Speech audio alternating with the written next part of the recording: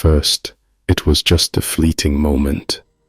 Nothing dramatic, no major event, no explosion, just someone said something that made you feel uncomfortable. And instead of reacting the way you usually do, fighting back, blaming, defending, you stood still, silent. For a second, you asked yourself, why did I react so strongly? Why did that simple comment hurt me so much? And then you realized it wasn't the comment that truly wounded you. It was something already inside you, a raw, unhealed wound that got triggered like a reflex. It wasn't really their fault. It was a crack inside you. That was the moment you saw yourself, not the version of you that you show the world, strong, confident, calm, but the part beneath, tender, vulnerable, long buried beneath layers of survival. You could no longer say, "They hurt me," or "The world is cruel," because now you know the pain was already yours, and you're the one who has to face it.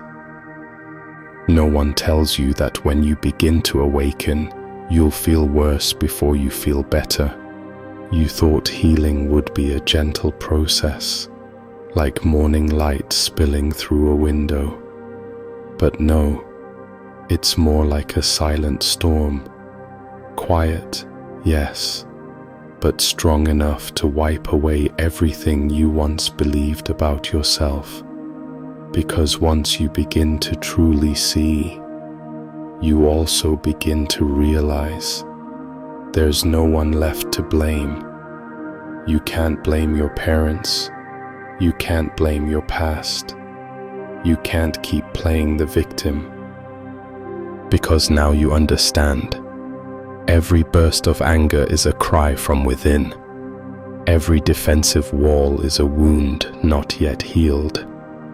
Every time you try to control someone else, it's because you haven't learned how to sit with your own chaos.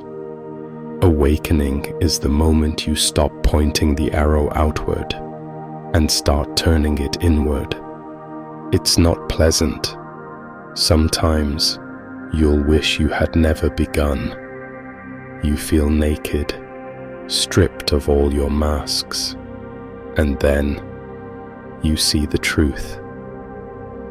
The truth that you are not who you thought you were, and you don't have to pretend anymore.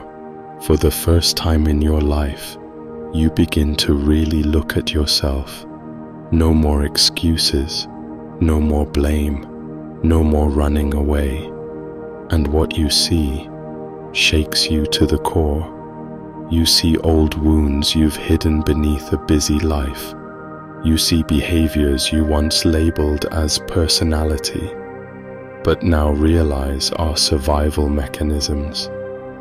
You see how you used humor to deflect pain, how you were kind to be accepted, how you chased success to escape the emptiness inside. Every layer you peel away reveals another, and then it hits you. You've spent most of your life running from yourself, not from others, not from the world, but from that small, wounded self, waiting to be seen. The greatest pain doesn't come from what others did to you. It comes from having to admit the truth, that you've been living in an illusion for far too long. There comes a moment, a quiet, terrifying moment, when you finally realize no one is coming to rescue you. Not the love you lost, not the friend who understands you, not the success you're chasing, not even the version of yourself you keep imagining in the future. It's just you, with your breath, your chaos, your questions, your pain. At first, that truth breaks you, because for so long you believed salvation would come from outside, a job, a partner, a purpose, a sign. But the longer you sit in the stillness, the more you begin to understand. This is where the healing begins, not in fixing, not in escaping, but in witnessing, in staying, in no longer abandoning yourself when things get hard.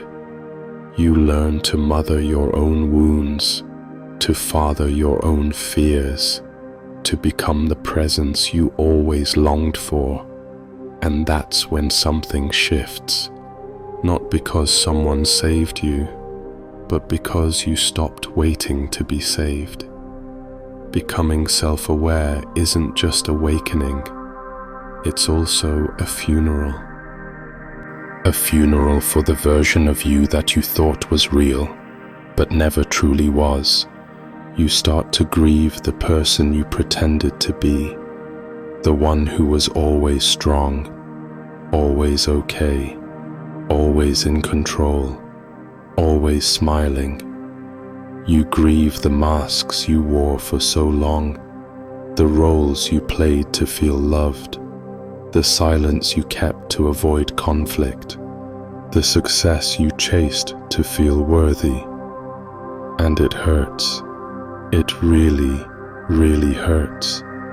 Because even if those versions were false, they protected you. They kept you afloat. They helped you survive. But now, survival isn't enough. Now, you want truth. You want depth. You want real. So you mourn. You let the old self die. With gratitude, with tears, with a quiet bow. And in the ashes of who you were, you begin to sense something honest, something tender, something new. Self-awareness is lonely, not because you don't have people around you, but because you've outgrown the illusions they still live in. You start to notice the conversations that no longer nourish you, the relationships built on mutual pretending, the environments that reward numbness, not truth. You smile less, but feel more. You speak less, but understand more. You connect less often, but more deeply.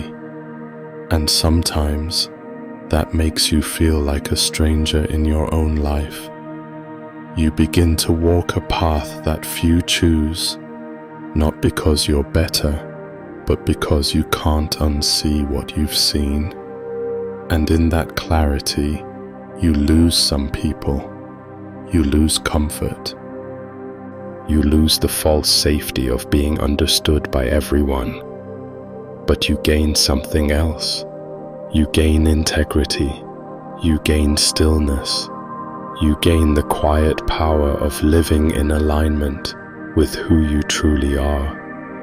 And even when it aches, even when it's isolating, you wouldn't go back, because now you know what it costs to live asleep, and you're not willing to pay that price anymore.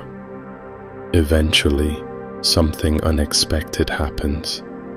You stop fighting the pain, and you start listening to it. Not as an enemy to escape, but as a messenger. Because beneath the surface ache, beneath the heartbreak, the anxiety, the shame, is always a signal that something within you is asking to be seen. And the moment you stop running, you begin to hear it. Maybe your sadness is pointing to years of unmet needs. Maybe your anger is guarding the child who was never protected. Maybe your numbness is just exhaustion from wearing masks that were never yours to begin with. And in that space of stillness, you realize something powerful. Pain is not the problem. Avoiding it is. Pain, when honored, becomes a doorway to your truth, to your depth, to your wholeness. And though the walk through that door may be dark, you're no longer afraid, because now you understand the most terrifying places inside you are often the ones most in need of your love. There comes a quiet day, not dramatic, not loud, when you finally feel it. Peace, not the kind that comes from everything going right, but the kind that rises from within because you've stopped abandoning yourself. You are no longer chasing validation, no longer hiding your wounds, no longer molding yourself to fit a world that never truly saw you. You are simply here, in your body, in your truth, in your breath. You've learned that healing is not becoming someone new. It's remembering who you were before the world told you who to be. And with that remembering comes softness. You look in the mirror, and for the first time, you don't criticize, you see. You see the survivor, the feeler, the seeker, the one who walked through the fire and chose to stay. Because self-awareness, though painful, has given you back the one thing you always longed for, yourself. And that is the beginning of everything.